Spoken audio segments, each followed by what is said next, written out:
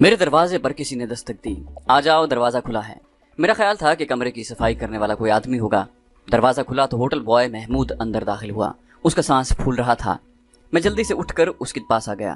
اس نے ایک تربیت یافتہ جاسوس کی طرح فوراً دروازہ بند کر دیا اور قمیض کے اندر ہاتھ ڈال کر کاغذوں کا ایک رومال نکال کر میرے حوالے کر دیا۔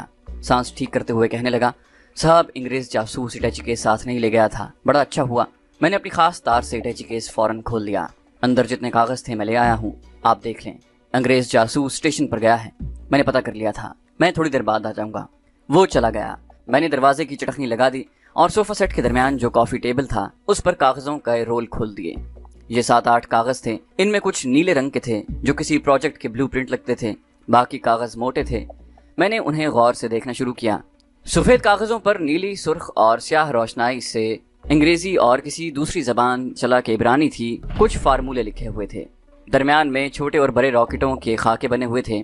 مجھے اور تو کچھ نہ سوچا، جلدی سے ہوٹل کے کمرے میں ہوٹل والوں کی طرف سے رکھی ہوئی پینسل اور سلپوں والی کاپی اٹھائی اور ان کاغذوں کی جلدی کاپی تیار کرنا شروع کر دی۔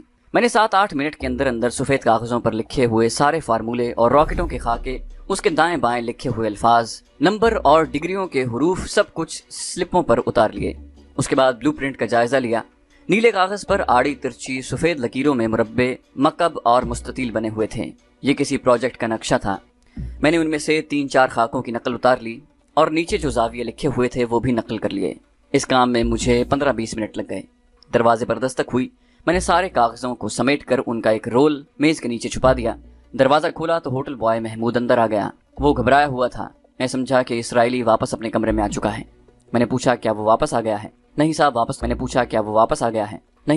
تو نہیں آیا، مگر کسی بھی وقت آ سکتا ہے۔ آپ نے اپنا کام کر لیا؟ میں نے میز کے نیچے سے کاغذوں کا رول نکال کر اس کے حوالے کرتے ہوئے بے نیازی سے کہا، یار ان کاغذوں میں تو خدا جانے کیا کیا بک بک لکھی ہوئی ہے، میری سمجھ میں تو کچھ نہیں آیا۔ یہ انگریز جاسوس نہیں، کوئی انجینئر ہے، ان میں کسی جگہ کا خاکہ بھی ہے۔ اس نے جلدی کاغذوں کا رول قمیض کے اندر چھپا لیا اور بولا، صاحب میں جاتا ہوں، انگریز جاسوس کو پتہ چل گیا کہ اس کے کاغذ چوری ہو گئے ہیں تو ہوٹل والے مجھے پکڑیں گے، کیونکہ اس کے کمرے کی سروس میں ہی کرتا ہوں۔ محمود فوراً چلا گیا۔ اس کے جانے کے بعد میں نے ان کاغذات کی کاپی کو نکال کر غور سے دیکھا۔ یہ 4-5 سلپس بن گئی تھیں جن کی دونوں جانب لکھا ہوا تھا۔ میں نے انہیں پلنگ کے گدے کے نیچے چھپا کر رکھ دیا اور خود بازار چلا گیا۔ میرے پاس ابھی رضوانہ کے دیے روپوں میں سے کچھ روپے باقی تھے۔ میں اپنے لیے کپڑوں کا نیا جوڑا بھی خریدنا چاہتا تھا، لیکن یہ سوچ کر یہ ارادہ ملتوی کر دیا کہ دلی جا کر نئے کپڑے بنوا لوں گا۔ اس زمانے میں ابھی پولیتھین یعنی کہ تھیلے وغیرہ نہیں تھے، بازار سے مل جاتا تھا۔ میں نے پتلے موم جامے کا ایک رومال سائز کا ٹکڑا خریدا، پھر ایک موٹا کاغذ اور پکی نیلی پینسل خریدی جس کی لکیریں پکی ہوتی ہیں۔ ہوٹل میں واپس آ کر میں نے دروازہ لاک کر لیا اور میز پر کاغذ رکھ کر نیلی پینسل سے اس پر راکٹوں کی ہو تصویریں، فارمولے، ان کے زاویے اور کسی عمارت کا جو خاکہ بنا ہوا تھا سارا کا سارا باریک کر کے اس طرح اتار لیا کہ سب کچھ ایک بالشت بھر کے کاغذ پر آ گیا۔ اس کے بعد میں نے اسے تہہ کر کے بالکل تعویذ کی طرح بنایا اور اس کے اوپر موم جامے کا ٹکڑے کو کاٹ کر اچھی طرح سے چڑھا دیا۔ وہ بالکل تعویذ لگ رہا تھا۔ میرے بوٹوں کے تسمے لمبے تھے۔ میں نے ایک تسمے کو نکال کر اس تعویذ نما دستاویز کو اس میں پرویا اور اسے اپنے ایک بازو پر باندھ لیا۔ یہ سارا انتظام میں نے صرف اس خیال کے پیش نظر کیا تاکہ ابھی میرے سامنے خطرات سے پر ایک لمبا سفر تھا اور کچھ پتہ نہیں تھا کہ اس دوران کس قسم کے حالات کا سامنا کرنا پڑ جائے۔ میں نے دوسرے بوٹ کا تسمہ نکال کر اس کے 2 حصے کیے اور دونوں جوتوں میں ڈال دیے۔ ہوٹل کے کاغذ جن سلپوں سے میں نے نقل کی تھی ان کو پھاڑ کر میں نے باتھ روم میں جلا دیا۔ اب یہ دستاویز میرے پاس محفوظ ہو گئی تھی۔ دوپہر تک میں اپنے کمرے میں ہی رہا۔ دوپہر کو ہوٹل بوائے آ گیا، بہت خوش تھا۔ کہنے لگا، صاحب میں نے ایسی ہوشیاری سے سارے کاغذ اٹیچی کیس میں رکھ کر اٹیچی کیس کو تالا لگایا ہے کہ انگریز جاسوس کا استاد جاسوس بھی اگر آ جائے تو اسے بھی پتہ نہ چلے۔ میں نے ہوٹل بوائے کو شاباش دی۔ محمود تم واقعی عقل مند ہو، تم بڑے ہو کر بہت مشہور جاسوس بنو گے۔ وہ بولا، صاحب میں ہوٹل کی نوکری نہیں کرنا چاہتا، مجھے اپنے ساتھ دلی لے کر جاسوس بنا دیں، آپ کا مجھ پر بڑا احسان ہوگا۔ میں اس کی حوصلہ شکنی نہیں کرنا چاہتا تھا۔ میں نے کہا، محمود میں ابھی تمہیں ساتھ نہیں لے جا سکتا، لیکن دلی پہنچ کر میں تمہیں ضرور بلا لوں گا، تم مجھے اپنا پتہ دے دو۔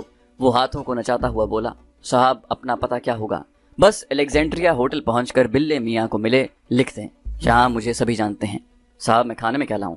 دوپہر کا کھانا کھانے کے بعد میں نے 1 گھنٹہ آرام کیا۔ اٹھا تو ریلوے اسٹیشن والوں کو فون کیا۔ معلوم ہوا کہ جانب ریل گاڑیوں کی آمد و رفت بحال نہیں ہو سکی۔ میں اب دلی پہنچنا چاہتا تھا تاکہ میں نے اسرائیلی فوجی ماہر کے جن کاغذات کی نقل اتاری ہے وہ دلی میں اپنے ماسٹر سپائے گل خان کو جا کر دکھاؤں اور معلوم کروں کہ کس قسم کے راکٹوں کے نقشے ہیں اور ان کی تیاریوں کے سلسلے میں انڈیا کی حکومت کیا کوششیں کر رہی ہے، اور بیشتر اس کے کہ یہ تیار ہوں ان کو کس طرح تباہ کیا جا سکتا ہے۔ مگر دریاؤں کے سیلاب نے مجھے روک رکھا تھا۔ بانڈا سے دلی کی طرف کوئی لاری نہیں چل رہی تھی کہ میں اسی طرح تھوڑا تھوڑا فاصلہ طے کر کے دلی پہنچ سکتا۔ میں نے سوچا کہ بانڈا سے نیچے جبل پور یا ناگپور چلا جاتا ہوں، وہاں سے کسی دوسری طرف نکل جاؤں اور کلکتے سے دلی والی کوئی ٹرین پکڑ لوں۔ مگر یہ بڑا لمبا سفر تھا، خبر نہیں تھی کہ اس طرف بھی دریا چڑھے ہوئے ہیں اور ٹرینوں کی آمد و رفت بحال ہے یا نہیں۔ آخر یہی فیصلہ کیا کہ 1-2 روز یہیں بانڈا کے ہوٹل میں ہی پڑا رہتا ہوں، اس کے بعد کوئی فیصلہ کروں گا۔ مس شیلا کی ڈیوٹی دن کے وقت کاؤنٹر پر ہی تھی، مگر اس کا کوئی فون نہیں آیا۔ ڈیوٹی کے وقت وہ بڑی محتاط رہتی تھی۔ باشندے کے بارے میں کچھ معلوم کرنا چاہتا تھا کہ یہ کون ہے اور کہاں سے آیا ہے۔ میرا خیال تھا کہ اسے کچھ نہ کچھ ضرور معلوم ہوگا۔ دوپہر کو مس شیلا نے فون کیا، کہنے لگی، سر کسی چیز کی ضرورت ہو تو بتائیں۔ میں نے کہا، شکریہ، بس تمہاری ضرورت ہے، کیا تم وقت نکال کر میرے پاس تھوڑی دیر کے لیے آ سکتی ہو؟ اس نے تنزن کہا، کیا آپ کی بیوی نے آپ کو فون نہیں کیا؟ معلوم ہو رہا تھا کہ اس وقت وہ کاؤنٹر پر بالکل اکیلی ہے۔ میں نے کہا، شیلا جی، آپ کی جگہ اور کوئی عورت نہیں لے سکتی۔ میں نے جان بوجھ کر اس کی خوشامد کی کیونکہ اب مجھے اس سے مطلب تھا۔ مس شیلا ہلکا سا قہقہہ لگا کر بولی، مہاشر جی، آپ تو دلیپ کمار ہیرو کی طرح ڈائلاگ بول رہے ہیں۔ میں نے اس کی مزید خوشامد کرتے اور مزید جھوٹ بولتے ہوئے کہا، نہیں مس شیلا، یہ میرے دل کی آواز تھی، تم سچ مچ مجھے اچھی لگنے لگی ہو۔ شیلا نے کہا، اس وقت تو میں ڈیوٹی پر ہوں، رات کو آؤں گی۔ اس نے جلدی سے فون بند کر دیا۔ میں اس خیال سے کمرہ لاک کر کے نکل آیا کہ اسٹیشن پر جا کر خود صورتحال معلوم کروں۔ چابی دینے میں مس شیلا کے پاس کاؤنٹر پر آیا تو اس نے کچھ شرما کر بڑے دل ربا انداز میں کہا، سر کتنی دیر تک آ جائیں گے؟ میں نے آہستہ سے کہا، رات ہونے سے پہلے آ جاؤں گا۔ اس نے شرمیلی مسکراہٹ کے ساتھ چابی لے کر پیچھے لکڑی کے بنے ہوئے بورڈ پر لٹکا دی۔ میں نے رکشہ پکڑا اور اسٹیشن پر آ گیا۔ اسٹیشن پر مسافر اپنے ساز و سامان کے ساتھ ڈیرے ڈالے پڑے تھے، صرف جنوب کی طرف گاڑیاں آ جا رہی تھیں۔ اسٹیشن سے نکل کر میں کچھ دیر ادھر ادھر پھرتا رہا۔ بانڈا شہر زیادہ بڑا نہیں تھا، یہاں مسلمان بھی تھے اور ہندو بھی۔ ایک جگہ گردوارے کی عمارت نظر آئی۔ میں ایک چوک میں آ کر سامنے سینما ہاؤس میں کوئی انگریزی فلم چل رہی تھی۔ میں نے سوچا کہ چلو فلم ہی دیکھتے ہیں، کچھ وقت اس طرح کٹ جائے گا۔ ٹکٹ لے کر میں گیلری میں آ کر بیٹھ گیا۔ فلم پہلے سے چل رہی تھی، یہ کوئی کاؤ بوائز کی ویسٹرن فلم تھی۔ بس بیٹھا دیکھتا اور سوچتا رہا کہ میرا آئندہ کمانڈو مشن کیا ہونا چاہیے۔ اسرائیلی باشندے کے خفیہ ایٹمی راکٹوں والے کاغذات کی ایک اور سمت دکھا دی تھی۔ اس کا مطلب تھا کہ انڈیا کی حکومت پاکستان کے خلاف ایٹمی سطح پر جنگی تیاریاں شروع کر رہی ہے۔ اگر اس قسم کے دور مار راکٹ اور میزائل بھارت کی حکومت تیار کر سکتی تھی تو اس کے آگے نیوکلیر ڈیوائس لگا کر اسے ایٹمی راکٹ اور ایٹمی میزائل میں بھی تبدیل کر سکتی تھی، اور ظاہر ہے کہ یہ ساری جنگی تیاریاں اور ہلاکت خیز اسلحہ پاکستان کے خلاف ہی استعمال ہونے والا تھا۔ انڈیا اس قسم کا اسلحہ اپنے دوسرے ہمسائے چین کے خلاف استعمال کرنے کی ضرورت نہیں کر سکتا تھا۔ میں نے اسی وقت عہد کر لیا کہ میں اپنے وطن پاکستان کی سلامتی اور تحفظ کی خاطر اپنی زندگی کی بازی لگا کر بھارت کے ان جارحانہ عزائم کو تباہ کر دوں گا۔ ابھی یہ راکٹ وغیرہ کاغذی تیاریوں کے ابتدائی مرحلوں میں تھے، اور اس کے لیے انڈیا گورنمنٹ نے امریکہ کی مدد سے اسرائیلی سائنسدانوں کا تعاون حاصل کیا تھا۔ اس کا مطلب تھا کہ اب اسرائیل انڈیا کو پاکستان اور کشمیر کے مجاہدین کے خلاف نہ صرف اسلحہ گولہ بارود دے رہا تھا بلکہ انڈیا کو ایٹمی طاقت اور ایٹمی صلاحیتیں بھی مہیا کر رہا تھا۔ میرا ذہن ایسے ہی خیالوں میں الجھا رہا اور فلم ختم ہو گئی۔ معلوم ہوا کہ جب میں ٹکٹ لے کر سینما ہال میں داخل ہوا تھا تو انٹرول ہو چکا تھا۔ بھارت کے کئی شہروں میں نے دیکھا کہ وہاں انٹرول تک ٹکٹ فروخت ہوتے تھے۔ میں ہوٹل میں واپس آ گیا۔ اس وقت رات کے 9:15 بج رہے تھے۔ لابی کے کاؤنٹر پر مس شیلا کی جگہ کوئی دوسری عورت موجود تھی۔ میں نے چابی لی اور اپنے کمرے میں آ گیا۔ مجھے ہوٹل بوائے نے آتا دیکھ لیا تھا۔ تھوڑا وقفہ ڈال کر وہ میرے کمرے میں آیا اور سراغ رسانوں کی طرح قریب آ کر کہنے لگا، صاحب آج اس انگریز سے ملنے ایک میم آئی تھی۔ دونوں بڑی دیر تک کمرے میں بیٹھے باتیں کرتے رہے۔ انہوں نے وسکی بھی منگوائی تھی۔ سر مجھے تو یہ کوئی بڑا خطرناک جاسوس لگتا ہے۔ میں نے اسے ہنس کر ٹالتے ہوئے کہا، نہیں، میں نے اس کے سارے کاغذ اچھی طرح دیکھے ہیں۔ وہ کوئی انجینئر ہے، سول انجینئر، جو سڑکیں یا پل وغیرہ بناتے ہیں۔ اچھا یہ بتاؤ آج کھانے میں کیا ہے، مجھے بڑی بھوک لگی ہے۔ محمود سراغ رساں سے ایک دم ہوٹل بوائے بن گیا اور اس نے کھڑے کھڑے ہوٹل میں جتنے کھانے پکے تھے سارے کے سارے دہرا دیے۔ میں نے کہا، تم ایسا کرو، میرے لیے چکن کری اور خشکا لے آؤ۔ اور میٹھے میں کیا لاؤں سر؟ اس کی کوئی ضرورت نہیں، بس تم کافی لے آنا بعد میں۔ یس سر۔ اور ہوٹل بوائے سلام کر کے چلا گیا۔ کھانا میں نے اکیلے ہی کھایا اور کافی بھی اکیلے ہی پی۔ مجھے مس شیلا کا انتظار تھا۔ میں اس سے اسرائیلی باشندے کے بارے میں پوچھنا چاہتا تھا کہ یہ ذات شریف کون ہے اور کہاں سے آیا ہے۔ میں کچھ دیر صوفے پر بیٹھا سگریٹ پیتا और टेली विज़न पर लोकल खबरें सुनता रहा। बाद में टेली विज़न पर दरियाओं और ट्रेनों की सूरत हाल बताई गई जिसमें कोई तब्दीली नहीं थी।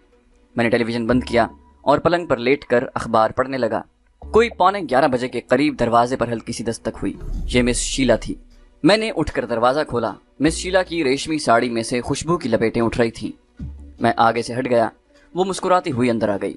मैंने सोचा कहीं कुमार जी सो न गए हों। मैंने दरवाजे को कैसे हो सकता है कि तुम्हें आना हो और मैं सो जाऊं।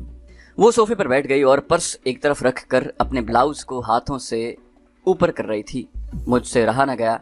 मैंने पूछ ही लिया, शीला जी क्या ये ब्लाउज आपको बहुत तंग है? वो हंस पड़ी।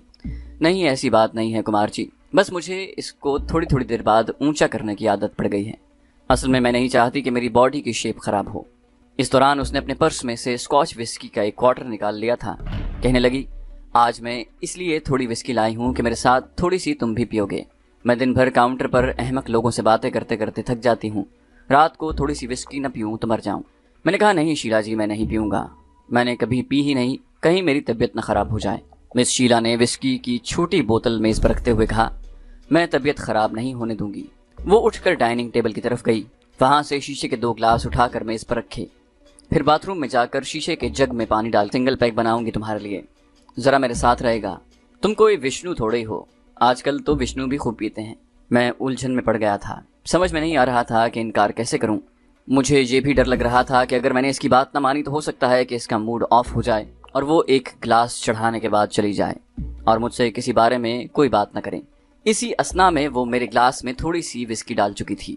उसने पानी से मेरा आधा ग्लास भर दिया, फिर अपना डबल पैक बनाया और मेरा ग्लास मेरी तरफ बढ़ाकर अपना ग्लास अपने हाथ में उठाकर बोली, चीयर्स। मैंने भी अपना ग्लास उठा लिया। चीयर्स। मैंने ग्लास होंठों से लगाया, एक घूंट पिया और मेरे हल्क में आग की एक लकीर नीचे उतर गई। मिस शीला गटागट 3-4 घूंट पी गई। उसने पर्स में से अपने सिगरेटों की डिब्बी निकाली, एक सिगरेट सुलगाकर मुझे दिया। एक सिगरेट लगा लिया। अब हुई ना बात कुमार जी, तुमको सोशल होना चाहिए। हमारी दोस्ती को 1-2 दिन ही गुजरे हैं, पर सच कहती हूँ कि मुझे तुमसे प्रेम हो गया है। मैंने सिगरेट का हल्का सा सच कहती हूँ कि मुझे तुमसे प्रेम हो गया है। मैंने सिगरेट का हल्का सा कश लगाया और धुआं उड़ाते हुए सोफे से टेक लगाकर कहा, शीला जी ये तो मेरे सौभाग्य हैं कि तुम जैसी सोशल लड़की मुझसे प्रेम करती है। मिस शीला ने नाराज़गी के लहजे में कहा, मगर तुमको तो अपनी पत्नी से प्रेम है, तुम मुझसे बिल्कुल प्रेम नहीं करते, मैं जानती हूँ। मैंने दिल में कहा, जानती हो तो जानती रहो, जल्दी से शराब का ग्लास खाली करो ताकि तुम्हारी मत मारी जाए और इसराइली बाशिंदे के बारे में जो बातें तुमने अभी तक मुझे नहीं बताई वो भी मुझे बता दो। यहाँ मैं आपको और ख़ास तौर पर नौजवान सुनने वालों को ये बताना चाहता हूँ कि शराब को कभी हाथ न लगाएं। आप खुशकिस्मत हैं कि आप मशरिक़ में पैदा हुए हैं और मुसलमान की हैसियत से पैदा हुए हैं। आपके दीन इस्लाम ने आपको एक मुकम्मल ज़ाब्ता अखलाक दिया है। मिस शीला ने अपना ग्लास ख़त्म कर लिया था। मैंने अपने ग्लास में से सिर्फ एक घूंट इसलिए पिया था कि मिस शीला को शक न हो और ये मेरे वतन की सिक्योरिटी का मसला था। यकीन जानिए, थोड़ी सी शराब जो मेरे हल्क में आग बनकर उतर गई थी वो मेरे ज़मीर को जला रही थी। आग बनकर उतर गई थी वो मेरे ज़मीर को जला रही थी और मैं दिल ही दिल में तौबा इस्तग़फ़ार पढ़ रहा था। मेरे ग्लास में बाकी की शराब अभी तक पड़ी थी। पहला डबल पैक चढ़ाने के साथ ही मिस शीला की अक्ल और उसके तमाम दिफाई मोर्चे तबाह हो गए। मैंने बातों ही बातों में उससे इसराइली बाशिंदे के बारे में पूछा कि ये अंग्रेज़ कौन है और कहाँ से आया है। मिस शीला ने अपने लिए पैक बनाते हुए कहा, ये अंग्रेज़ कहाँ है, ये तो यहूदी है। अच्छा, मेरा ख्याल है ये अपने कारोबार के सिलसिले में बांडा आया होगा। यहूदी काफ़ी कारोबारी लोग होते हैं। मिस शीला ने दूसरे पैक का एक बड़ा घूंट निकलने के बाद सिगरेट का कश लगाया और बोली, बांडा में इसका कोई कारोबार नहीं है। मैंने कहा, फिर तो ये टूरिस्ट होगा। मैंने जानबूझकर कहा था। मिस शीला के सामने वाले सोफे पर बैठा था। हमारे दरमियान छोटी कॉफ़ी की टेबल थी। वो टेबल पर मेरी तरफ झुक कर राजदारी के अंदाज में कहने लगी, कुमार जी तुम कुछ नहीं जानते। तुम इंडियन होकर भी नहीं जानते कि हमारी इंडियन गवर्नमेंट हमारे डिफेंस के लिए क्या कुछ कर रही है। मैंने बोलपन से कहा, क्या चिंता जितना आप जानती हैं। मिस शीला ने सिगरेट की राख एस्ट्रे की बजाय मेज़ पर झाड़ते हुए कहा, हमारी गवर्नमेंट न्यूक्लियर पावर बनने के लिए काम कर रही है। हम एटम बम और एटमी रॉकेट, एटमी मिसाइल बनाना चाहते हैं। हमने इस टारगेट को हासिल करने के लिए अपने दोस्त मुल्क इसराइल की मदद हासिल की है। इसराइल कोई इतना बड़ा मुल्क नहीं है, लेकिन उसे अमेरिका का न्यूक्लियर ताउन हासिल है। अमेरिका की मदद से इसराइल बहुत जल्द एटमी ताकत बन जाएगा। मैं बीच में हूँ हाँ और गुड वेरी गुड कहकर शीला को शह देता रहा। वो कह रही थी, हमारा इसराइली गवर्नमेंट के साथ पैक्ट हुआ है, इसलिए इसराइली फ़ौजी मशीर हमारे यहाँ आते जाते रहते हैं, फ़ौजी माहिरीन भी आते रहते हैं। ये जो इसराइली हमारे होटल में आकर ठहरा है, یہ بھی اسرائیل انڈیا پیکٹ کے تحت ہی انڈیا میں مقیم ہے۔ میں نے انجان بن کر کہا، مگر شیلا، ایٹم بم اور ایٹمی راکٹ بنانے پر تو اربوں کا خرچہ ہوتا ہے، اتنے روپے ہماری بھارت کی حکومت کہاں سے لائے گی؟ مس شیلا نے بازو پر اٹھا کر کہا، بھگوان دے گا، لکشمی دیوی ہم پر بھی مدد مل رہی ہے۔ کمار جی، ہم اپنے دشمن کو شکست دینے کی خاطر ایک وقت کا بھوجن چھوڑ سکتے ہیں۔ میں نے ایک بار پھر انجان بنتے ہوئے پوچھا، ہمارا دشمن چین ہی ہے نا؟ وہ بولی، چین بھی ہے، مگر ہمارا سب سے بڑا دشمن پاکستان ہے، ہم پاکستان کو ختم کر کے رہیں گے، ہم اس لیے ایٹم بم اور ایٹمی راکٹ میزائل بنانے کے پروگرام پر عمل کر رہے ہیں۔ میں نے کہا، مگر شیلا جی، پاکستان تو بہت چھوٹا ملک ہے، ہمیں اس سے ڈرنا نہیں چاہیے، ہمارے انڈیا کے پاس تو بہت بڑی فوج ہے، پاکستان کے پاس تو اس کا 5واں حصہ بھی نہیں۔ شیلا نے کہا، لیکن پاکستان ایک لڑنے مارنے والی بہادر قوم ہے، اس کا ایک سپاہی ہمارے 50 فوجیوں کا اکیلا مقابلہ کر سکتا ہے، اور سب سے خطرناک بات یہ ہے کہ پاکستانی فوج مسلمان ہے، وہ اپنے مذہب کی خاطر اپنی جان قربان کرنا جانتی ہے۔ یہ بات ہماری قوم میں اور ہماری فوج میں نہیں ہے، ہم ہندو لوگ بنیادی طور پر بزدل اور کاروباری لوگ ہیں، ہمیں صرف دولت اکٹھی کرنی ہے۔ وہ بولتی چلی جا رہی تھی، شراب کے دوسرے پیگ نے اس کے شعور کی آئی لائن بھی اڑا دی۔ اب وہ بات کرتے کرتے موضوع سے ہٹنے لگی تھی۔ میں نے اس کو مزید کریدتے ہوئے کہا، یہ اسرائیلی فوجی ایکسپرٹ کہاں جا رہا ہے؟ مس شیلا نے دوسرا بلکہ تیسرا چوتھا سگریٹ لگاتے ہوئے کہا، بڑا بدماش ہے یہ جیو، اس کی ایک گرل فرینڈ بھی اس کے ساتھ ہے، بھدی سی ہے۔ وہ مجھے بتا رہی تھی کہ ہم لوگ پہلے دلی جائیں گے، وہاں انڈین آرمی کے چیف سے ملاقات کرنی ہے، اس کے بعد بمبئی جائیں گے۔ میں نے کہا، بمبئی میں وہ فلم سٹوڈیوز دیکھنے جا رہے ہوں گے۔ مس شیلا کے دماغ اور شعور کی تیسری دفاعی لائن پر شراب نے اٹیک کر دیا۔ اس کے منہ سے پہلی بار میں نے بڑی فحش گالی سنی، گالی خدا جانے اس نے کس کو دی تھی۔ تم بھی کاروباری بزدل ہندو ہو، تمہیں کچھ نہیں پتا۔ ارے بمبئی کے پاس ہمارا ایٹمی ری ایکٹر ہے، اسرائیلی وہاں جا رہا ہے، کیا سمجھے؟ تمہارا گلاس ابھی تک بھرا ہوا کیوں ہے؟ دس از ناٹ فیئر۔ میں نے اپنا گلاس نیچے رکھتے ہوئے کہا، شیلا جی، میں نے اور پی تو میری طبیعت خراب ہو جائے گی، پھر میں تم سے پریم نہیں کر سکوں گا۔ پریم کے نام پر اس نے چونک کر میری طرف دیکھا اور بولی، کمار جی، میں پہلی نہ بیٹھی تھی، ورنہ میں کسی کو کچھ نہیں سمجھتی، یہاں ہزاروں آدمی آتے رہتے ہیں، میں کسی کی طرف آنکھ اٹھا کر بھی نہیں دیکھتی، مگر تمہیں دیکھتے ہی مجھے تم سے محبت ہو گئی تھی۔ کمار جی، مائی گاڈ، کیا تم سچ مجھ سے پریم کرتے ہو؟ میں نے اس عورت سے اسرائیلی باشندے کے بارے میں جتنی معلومات حاصل کرنی تھی میں کر چکا تھا، اب مجھے اس سے کوئی غرض نہیں تھی۔ اب میں چاہتا تھا کہ وہ کسی طرح میرے کمرے سے نکل جائے۔ وہ ایک بار باتھ روم گئی تو میں نے دیکھا کہ اس کے قدم ذرا سے لڑکھڑا رہے تھے، وہ اٹھ کر میرے صوفے پر آ گئی۔ میں نے دل میں کہا، جلتو جلالتو آئی بلا کٹالتو۔ وہ مجھ سے محبت کی باتیں کرنے لگی۔ میرے لیے اس وقت یہ محض وقت ضائع کرنے والی باتیں تھیں۔ اس میں کوئی شک نہیں کہ جب آدمی کے سامنے کوئی بڑا مشن ہو اور خاص کر دینی یا ملکی سیکیورٹی کا مقصد ہو تو محبت وغیرہ کی باتیں بہت چھوٹی ہوتی ہیں۔ بس اب مجھ سے یہ نہ پوچھیں کہ میں نے اس عورت کو کس طرح اپنے سے آزاد کیا۔ مجھے اتنا یاد ہے کہ جب وہ میرے کمرے سے باہر نکل رہی تھی تو مجھ سے ناراض تھی، مجھے برا بھلا کہہ رہی تھی، بلکہ جاتے ہوئے اس نے مجھے گالی بھی دی۔ اس کے جاتے ہی میں نے جلدی سے دروازہ بند کر کے اوپر سے چٹخنی لگا دی، باتھ روم میں جا کر 2-3 بار اپنا گلا دھویا، ہیٹر بند کر دیا اور کمرے کی دوسری کھڑکی کھول دی۔ دروازہ اس ڈر سے نہیں کھولا کہ کہیں مس شیلا پھر اندر نہ آ جائے۔ کھڑکی میں سے صاف تازہ ہوا اندر آنے لگی۔ کچھ دیر بعد جب کمرے کی فضا نارمل ہوئی تو میں نے بتی بجھائی اور بستر پر لیٹ کر سو گیا۔